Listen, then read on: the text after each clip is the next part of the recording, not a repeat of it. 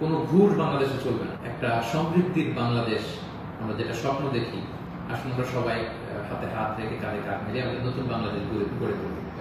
প্রতিহিংসার রাজনীতি আমরা বাংলাদেশে আর দেখতে চাই না। আমরা হানাহানি মারামারি এটা দেখতে চাই না। আমরা জাতি ধর্ম বর্ণ নির্বিশেষে আমরা যেন সবার প্রতি মানবিক হতে পারি, আমরা সেটা চাই।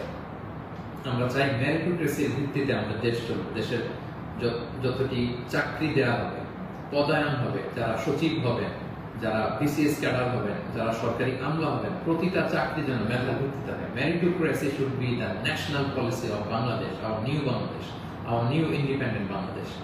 আমি দায়িত্বশীলদের কাছে অনুরোধ করছি, আমাদের ন্যাশনাল কয়েকটা পলিসি থাকা দরকার। সিঙ্গাপুরের 3-4টা জাতীয় পলিসির মধ্যে একটা হচ্ছে মেরিটোক্রেসি। রাষ্ট্রীয়ভাবে যেন ঘোষণা দেওয়া হয় যে মেরিটোক্রেসির ভিত্তিতে আমাদের বাংলাদেশ চলবে। আমাদের বিচার বিভাগ সম্পূর্ণ স্বাধীনভাবে এখানে কেউ হস্তক্ষেপ করতে পারবে না। কোনো চাঁদাবাজি আমাদের বাংলাদেশে চলবে না, কোনো ঘুষ বাংলাদেশে চলবে না। একটা সমৃদ্ধির বাংলাদেশ আমরা যেটা স্বপ্ন দেখি, আমরা যে স্বাধীন বাংলাদেশের স্বপ্ন দেখি, আমরা যেন একসাথে সেটা করতে পারি। Together we rebuild hour nation again, ইনশাআল্লাহ। সম্মানিত সুধী, আমি এই আহ্বান জানিয়ে শেষ করব, কেউ আইন শৃঙ্খলা অবনতি ঘটাবেন না, সংঘাতে জড়াবেন না, আইন নিজের হাতে তুলে নেবেন না।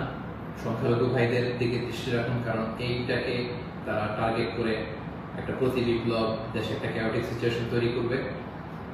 এবং পুলিশ বাহিনী, সেনাবাহিনী, বিমান বাহিনী, র্যাব, আনসার, বিডিআর, প্রত্যেকটি বাহিনীকে আমি বলবো যে আপনাদের কাঁধে অনেক বড় দায়িত্ব। দেশের শান্তি শৃঙ্খলা, সিকিউরিটি, নিরাপত্তা নিশ্চিত করে এগুলো আপনাদের দায়িত্ব।